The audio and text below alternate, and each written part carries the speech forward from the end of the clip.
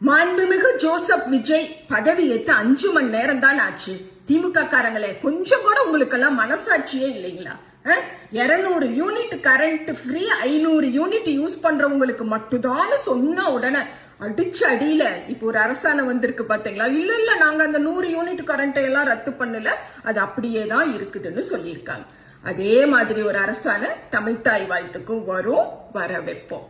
அடுத்தது, இந்த நம்ம ஊடுகள்ல வருஷம் 5 லட்சம் ரூபாய் வருமானம் இருக்கிறவங்க, அதாவது மாசம் 40,000 ரூபாய் வருமானம் இருக்கிறவங்க கூட 10 லட்சம் ரூபாய்க்கு கார் வாங்கி நிறுத்தியிருக்கோம். கடனை போட்டு, லோன் போட்டு காரை வாங்கி நிறுத்தியிருக்கோம். இதை நான் ஏன் சொல்றேன்னா, இந்த கஜானாவை கழுவி வச்சுட்டு போயிட்டாங்க, தொடச்சு வச்சுட்டு போயிட்டாங்க, காலி பண்ணிட்டு என்ன நிற்கதியா வச்சுட்டு போயிட்டாங்கன்னு புலம்பி இருக்காரு இல்லைங்க தமிழ்நாட்டோட முதலமைச்சர்.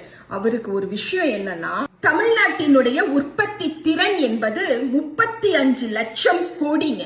அதை வச்சுதான் தமிழ்நாடு 10 லட்சம் கோடி கடனை வாங்கி இங்க மக்கள் நல திட்டங்களை செயல்படுத்தி இருக்கு.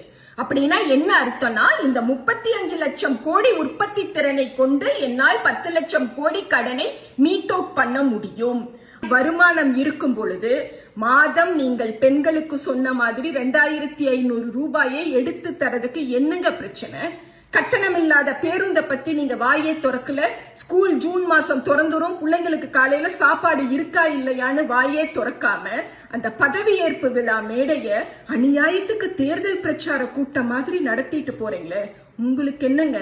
உங்களோட குட்டி நண்பா நண்பி இருக்கிற வரைக்கும் உங்களுக்கு என்ன? எங்களுக்கு இல்ல துக்கம்.